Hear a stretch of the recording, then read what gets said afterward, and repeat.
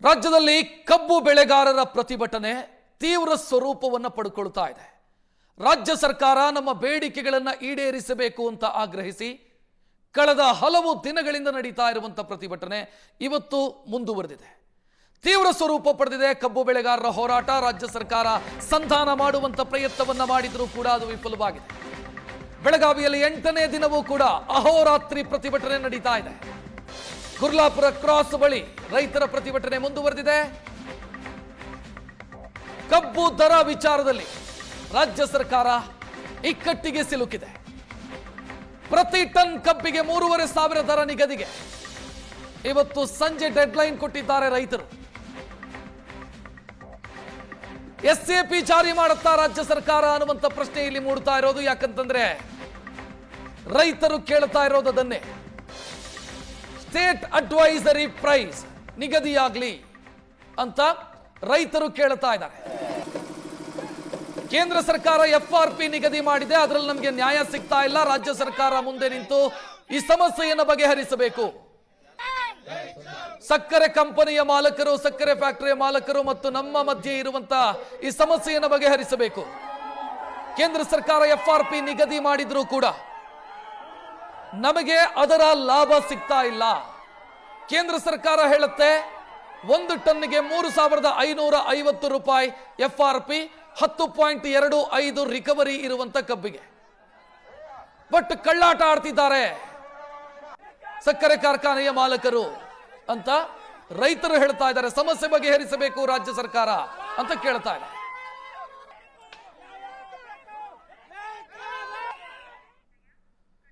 ರಾಜ್ಯದಾದ್ಯಂತ ಕಬ್ಬು ಬೆಳೆಗಾರರ ಪ್ರತಿಭಟನೆ ನಡೀತಾ ಇದೆ. ಮುಖ್ಯಮಂತ್ರಿ ಸಿದ್ದರಾಮಯ್ಯ ಅವರಿಗೆ ಇದು ಉಭಯ ಸಂಕಟವನ್ನು ತಂದಿದೆ.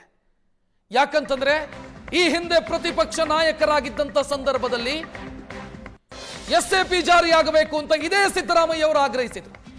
ಬೊಮ್ಮಾಯಿ ಸರ್ಕಾರ ಇದ್ದಂತ ಸಂದರ್ಭದಲ್ಲಿ ಒತ್ತಡ ಹಾಕಿದ್ರು.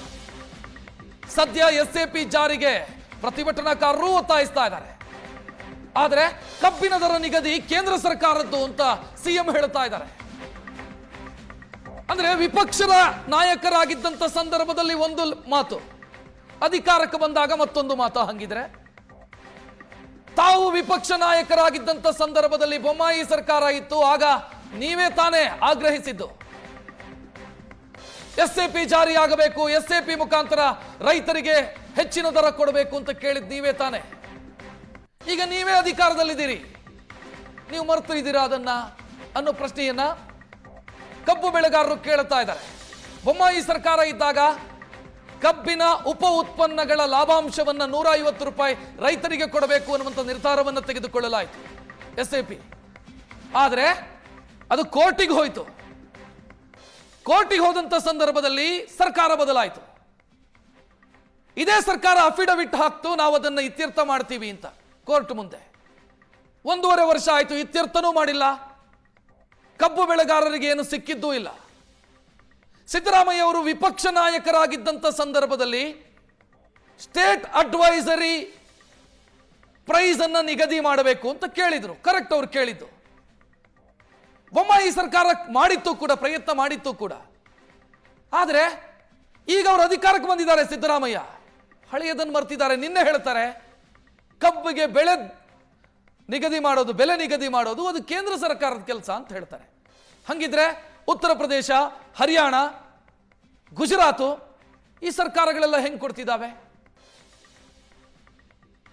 ಆ ಪ್ರಶ್ನೆಗೆ ಉತ್ತರ ಇಲ್ಲ. ಪಂಜಾಬ್ನಲ್ಲೂ ಕೊಡ್ತಿದ್ದಾರೆ. ಇದೇ ಸಿದ್ದರಾಮಯ್ಯ ಅವರು ಕೊಟ್ಟಂತ ಭರವಸೆ, ಇವರೇ ಒತ್ತಡ ಹಾಕಿದ್ದು ಆ ಸಂದರ್ಭದಲ್ಲಿ ಈಗ ಮರೆತು ಹೋಗಿದೆ. ಅದನ್ನೇ ಪ್ರಶ್ನೆಯನ್ನ ಕಬ್ಬು ಬೆಳೆಗಾರರು ಕೇಳ್ತಾ ಇದ್ದಾರೆ. FRP ನಿಗದಿ ಮಾಡೋದು ಕೇಂದ್ರ ಸರ್ಕಾರ ಕರೆಕ್ಟು, ನಿಮಗೆ ಅವಕಾಶ ಇದೆ ತಾನೇ ಕೊಡೋದಕ್ಕೆ, ಯಾಕೆ ಕೊಡ್ತಿಲ್ಲ? ನಮಗೆ ಅನ್ಯಾಯ ಆಗ್ತಿದೆಯಲ್ಲ ಅಂತ ಅವ್ರು ಕೇಳ್ತಾ ಇದ್ದಾರೆ. ಕಬ್ಬಿನ ಉಪ ಉತ್ಪನ್ನಗಳು ಅದರ ಲಾಭಾಂಶವನ್ನು ಕೊಡುವಂತ ಪ್ರಯತ್ನ ರಾಜ್ಯ ಸರ್ಕಾರಕ್ಕೆ ಮಾಡೋದಕ್ಕೆ ಅವಕಾಶ ಇದೆ, ಯಾಕೆ ಮಾಡಿಲ್ಲ ಅನ್ನೋ ಪ್ರಶ್ನೆಯನ್ನ ರೈತರು ಕೇಳ್ತಾ ಇದ್ದಾರೆ, ಕಬ್ಬು ಬೆಳೆಗಾರರು ಕೇಳ್ತಾ ಇದ್ದಾರೆ. ಈ ಮಧ್ಯೆ ರಾಜ್ಯ ಸರ್ಕಾರ ಕಬ್ಬು ಬೆಳೆಗಾರರ ಜೊತೆಗೆ ಸಂಧಾನ ಮಾಡುವಂತ ಪ್ರಯತ್ನವನ್ನು ಮಾಡಿತು, ಆದರೆ ಅದು ವಿಫಲವಾಗಿದೆ. ನಿನ್ನೆ ಹಿರಿಯ ಸಚಿವ HK ಪಾಟೀಲ್ ಮಾತಿಗೆ ರೈತರು ಕ್ಯಾರೆ ಅಂದಿಲ್ಲ. ಎಚ್ ಕೆ ಪಾಟೀಲ್ ಕಾರಿಗೆ ಮುತ್ತಿಗೆ ಹಾಕಿದ್ದಾರೆ ಹೋರಾಟಗಾರರು. ಸಚಿವ ಎಚ್ ಕೆ ಪಾಟೀಲ್ ಅವರ ವಾಹನಕ್ಕೆ ಮುತ್ತಿಗೆ ಹಾಕಿ ಪ್ರತಿಭಟನೆಯನ್ನ ಮಾಡಿದ್ದಾರೆ. ಗುರ್ಲಾಪುರ ಕ್ರಾಸ್ ಬಳಿ ಸಚಿವರ ವಿರುದ್ಧ ಘೋಷಣೆ ಕೂಗಿದ್ದಾರೆ, ಆಕ್ರೋಶ ವ್ಯಕ್ತಪಡಿಸಿದ್ದಾರೆ. ಹೋರಾಟದ ದಿಕ್ಕು ತಪ್ಪಿಸೋದಕ್ಕೆ ಬಂದಿದ್ದೀರಾ ನೀವು ಅಂತ ರೈತರು ಆಕ್ರೋಶ ವ್ಯಕ್ತಪಡಿಸಿದ್ದಾರೆ, ಪ್ರಶ್ನಿಸಿದ್ದಾರೆ. ರಾಜಕಾರಣದ ಕನ್ನಡಕ ಹಾಕೊಂಡು ನೋಡಬೇಡಿ, ಇದನ್ನ ರೈತರ ಹಿತದೃಷ್ಟಿಯಿಂದ ನೋಡಿ ಅನ್ನೋದು ಕಬ್ಬು ಬೆಳೆಗಾರರು ಕೇಳ್ತಾ ಇರೋದು. ರಾಜಕೀಯದ ಕನ್ನಡಕ ಹಾಕೊಂಡು ಬಂದ್ರೆ ಆಚೆ ನಿಲ್ಲಿ ಅಂತ ಕಬ್ಬು ಬೆಳೆಗಾರರು ಕೇಳ್ತಾ ಇದ್ದಾರೆ. ಸಚಿವರ ಕಾರಿಗೆ ಮುತ್ತಿಗೆ ಹಾಕಿರುವಂತ ದೃಶ್ಯವನ್ನ ಕೂಡ ನೀವು ನೋಡ್ತಾ ಇದ್ದೀರಿ. ಸಂಧಾನ ವಿಫಲವಾಗಿದೆ. ಕಬ್ಬು ಬೆಳೆಗಾರರು ಮುಖ ಕೊಡದಂಗೆ ಹೇಳಿದ್ದಾರೆ, ನಿರ್ಧಾರ ನೀವು ತಗೊಳ್ಳಿ, ನಂತರದ ನಿರ್ಧಾರವನ್ನು ನಾವು ತೆಗೆದುಕೊಳ್ತೀವಿ ಅಂತ ಕಬ್ಬು ಬೆಳೆಗಾರರು ಸ್ಪಷ್ಟ ಮಾತುಗಳಲ್ಲಿ ಹೇಳಿದ್ದಾರೆ.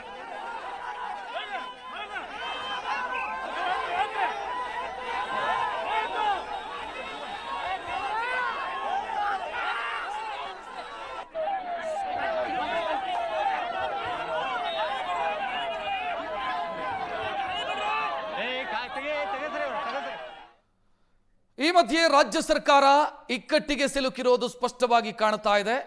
ಬೆಲೆ ನಿಗದಿ ಕೇಂದ್ರ ಸರ್ಕಾರದ್ದು ಅಂತ ಹೇಳುತ್ತಿದ್ದಾರೆ, ಆದರೆ ಅದನ್ನು ರಾಜ್ಯದ ರೈತರು ಒಪ್ಪೋದಕ್ಕೆ ತಯಾರಿಲ್ಲ. ಹಿಂದೆ ವಿಪಕ್ಷದಲ್ಲಿದ್ದಾಗ ಮಾತನಾಡಿದ್ದು ಮರೆತು ಹೋಯ್ತಾ ಅಂತ ಕೇಳ್ತಾ ಇದ್ದಾರೆ. ಕಬ್ಬು ಬೆಳೆಗಾರರ ಪ್ರತಿಭಟನೆ ಮತ್ತಷ್ಟು ತೀವ್ರವಾಗುವಂತ ಮುನ್ಸೂಚನೆ ಕಾಣ್ತಾ ಇದೆ. ರಾಜ್ಯ ಸರ್ಕಾರದ ಜೊತೆಗೆ ಮಾತುಕತೆಗೆ ನಾವು ತಯಾರಿಲ್ಲ, ನಮ್ಮ ಬೇಡಿಕೆಯನ್ನ ಈಡೇರಿಸಿ, ಇವತ್ತು ಸಂಜೆಯ ಒಳಗೆ ನಿಮಗೆ ಡೆಡ್ ಲೈನು, ಅದರ ಒಳಗಾಗಿ ನಿರ್ಧಾರ ಮಾಡಿ, ಆ ನಿರ್ಧಾರ ಏನು ಅನ್ನೋದನ್ನು ನಮಗೆ ತಿಳಿಸಿ ಅಂತ ಹೇಳ್ತಿದ್ದಾರೆ. ರಾಜ್ಯ ಸರ್ಕಾರಕ್ಕೆ ಸಂಜೆಯ ಡೆಡ್ ಲೈನ್ ಅನ್ನು ರೈತರು ಕೊಟ್ಟಿದ್ದಾರೆ. ಸರ್ಕಾರದ ತೀರ್ಮಾನದ ಮೇಲೆ ನಾವೇನು ಮಾಡಬೇಕು ಅನ್ನೋದನ್ನು ನಾವು ಡಿಸೈಡ್ ಮಾಡ್ತೀವಿ. ಒಂದು ವೇಳೆ ಬೇಡಿಕೆ ಈಡೇರದಿದ್ದರೆ ರಾಜ್ಯದಾದ್ಯಂತ ರಾಷ್ಟ್ರೀಯ ಹೆದ್ದಾರಿಗಳನ್ನು ತಡೆದು ಪ್ರತಿಭಟನೆ ಮಾಡ್ತೀವಿ ಎನ್ನುವಂತ ಎಚ್ಚರಿಕೆಯನ್ನು ಕೊಡ್ತಾ ಇದ್ದಾರೆ. ಇನ್ನು ರೈತರ ಹೋರಾಟಕ್ಕೆ ವಿಪಕ್ಷಗಳು, ವಿವಿಧ ಸಂಘಟನೆಗಳು, ಕನ್ನಡ ಪರ ಸಂಘಟನೆಗಳು ಬೆಂಬಲವನ್ನು ಕೊಟ್ಟಿದ್ದಾರೆ. ಹೋರಾಟವನ್ನು ತೀವ್ರ ಸ್ವರೂಪಕ್ಕೆ ತೆಗೆದುಕೊಳ್ಳುವುದಕ್ಕೆ ರೈತರ ನಿರ್ಧಾರವನ್ನು ತೆಗೆದುಕೊಂಡಿದ್ದಾರೆ. ಉತ್ತರ ಕರ್ನಾಟಕ ಭಾಗದಲ್ಲಿ ಪ್ರತಿಭಟನೆ ಮತ್ತಷ್ಟು ತೀವ್ರವಾಗುವಂತ ಮುನ್ಸೂಚನೆ ಕಾಣ್ತಾ ಇದೆ. ಇವತ್ತು ಸಂಜೆಯ ಡೆಡ್ ಲೈನ್ ಕೊಟ್ಟಿದ್ದಾರೆ. ಮುಖ್ಯಮಂತ್ರಿ ಸಿದ್ದರಾಮಯ್ಯ ಅವರ ನೇತೃತ್ವದಲ್ಲಿ ಕ್ಯಾಬಿನೆಟ್ ಸಭೆ ನಡೆಯೋದಕ್ಕಿದೆ. ಅಲ್ಲಿ ಯಾವ ರೀತಿಯ ನಿರ್ಧಾರವನ್ನು ತೆಗೆದುಕೊಳ್ಳುತ್ತಾರೆ ಅನ್ನುವಂಥ ಪ್ರಶ್ನೆ ಇದೆ.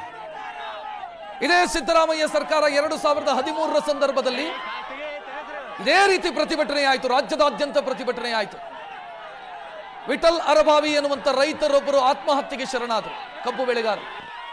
ಆ ಸಂದರ್ಭದಲ್ಲಿ ಈ ಸರ್ಕಾರ ಕಬ್ಬಿಗೆ ಬೆಂಬಲ ಬೆಲೆಯನ್ನು ಘೋಷಿಸಿತು. ರಾಜ್ಯ ಸರ್ಕಾರದ ಕಡೆಯಿಂದ 150-160 ರೂಪಾಯಿ ಟನ್ಗೆ ಘೋಷಣೆ ಮಾಡಿತು.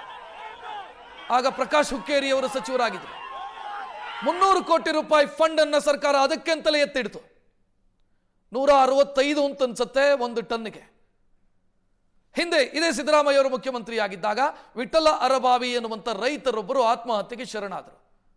ಇದೇ ರೀತಿ ದೊಡ್ಡ ಮಟ್ಟದ ಪ್ರತಿಭಟನೆಯಾದಾಗ ರಾಜ್ಯ ಸರ್ಕಾರ ಹೆಚ್ಚುವರಿ 165-150 ರೂಪಾಯಿ ಟನ್ಗೆ ಘೋಷಣೆ ಮಾಡಿತು. 300 ಕೋಟಿ ದುಡ್ಡನ್ನು ಅದಕ್ಕೆ ಅಂತಲೇ ನಿಗದಿಯಾಗಿಡ್ತು. ಈಗಲೂ ಕೂಡ ರೈತರು ಅದೇ ನಿರೀಕ್ಷೆಯಲ್ಲಿದ್ದಾರೆ, ಕಬ್ಬು ಬೆಳೆಗಾರರು ಅದೇ ನಿರೀಕ್ಷೆಯಲ್ಲಿದ್ದಾರೆ. ರಾಜ್ಯ ಸರ್ಕಾರ ನಮ್ಮ ಬೆಂಬಲಕ್ಕೆ ನಿಲ್ಲುತ್ತೆ, ನಮ್ಮ ನೆರವಿಗೆ ನಿಲ್ಲುತ್ತೆ ಅನ್ನುವಂಥ ನಿರೀಕ್ಷೆಯಲ್ಲಿ ಸದ್ಯ ಕಬ್ಬು ಬೆಳೆಗಾರರಿದ್ದಾರೆ. ಹೆಚ್ಚಿನ ಡೀಟೇಲ್ ನೀಡೋದಕ್ಕೆ ನಮ್ಮ ಪ್ರತಿನಿಧಿ ಅನಿಲ್ ನೇರ ಸಂಪರ್ಕದಲ್ಲಿ. ಅನಿಲ್, ನಿರ್ಣಾಯಕ ದಿನ ಅಂತ ಅನ್ಸುತ್ತೆ ಇವತ್ತು ಕಬ್ಬು ಬೆಳೆಗಾರರ ಪ್ರತಿಭಟನೆಯ ವಿಚಾರದಲ್ಲಿ.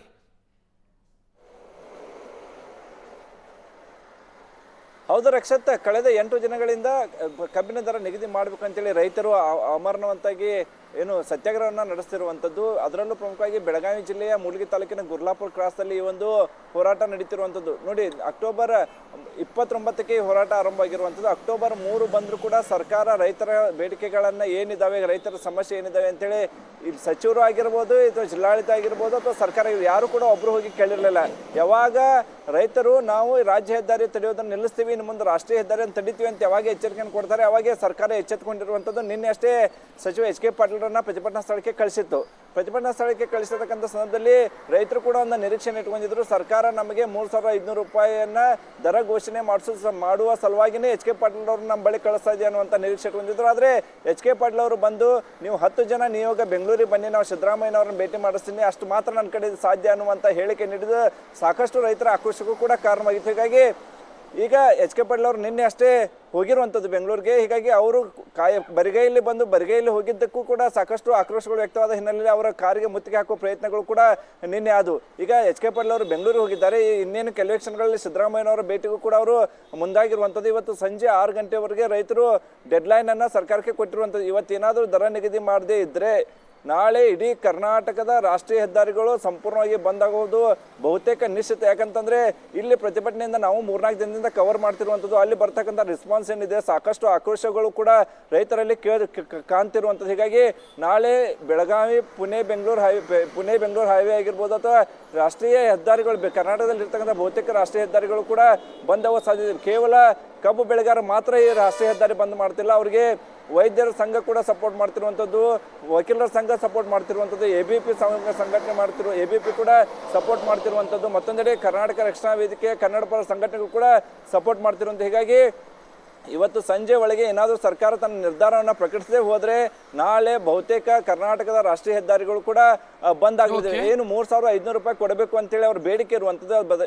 ಅತಿ ಹೆಚ್ಚು ಕಬ್ಬು ಬೆಳೆಯೋದು ಕೂಡ ಬೆಳಗಾವಿಯಲ್ಲಿ 2 ಸಚಿವರಿದ್ದಾರೆ. ರೈತರು 8 ದಿನ ಪ್ರತಿಭಟನೆ ಮಾಡಿದ್ರು ಕೂಡ ಇಲ್ಲಿ ಯಾವೊಬ್ಬ ಶಾಸಕರು ಅವರ ಭೇಟಿಗೆ ಹೋಗಿಲ್ಲ, ಯಾವೊಬ್ಬ ಸಚಿವರು ಕೂಡ ಅವ್ರ ಭೇಟಿ ಹೋಗಿಲ್ಲ. ಹೀಗಾಗಿ ಸಹಜವಾಗಿ ಆಕ್ರೋಶಗಳಿದ್ದಾವೆ. ಇವತ್ತು ಸರ್ಕಾರ ತನ್ನ ನಿರ್ಧಾರ ಪ್ರಕಟಿಸಿದ್ರೆ ನಾಳೆ ರಾಷ್ಟ್ರೀಯ ಹೆದ್ದಾರಿ ಬಂದ್ ಮಾಡೋದಾಗಿ ಅವರು ಈಗಾಗಲೇ ನಿರ್ಧಾರ ಮಾಡಿರುವಂಥದ್ದು. ರಕ್ಷತ್, ಥ್ಯಾಂಕ್ ಯು ಅನಿಲ್ ಮಾಹಿತಿಗೆ.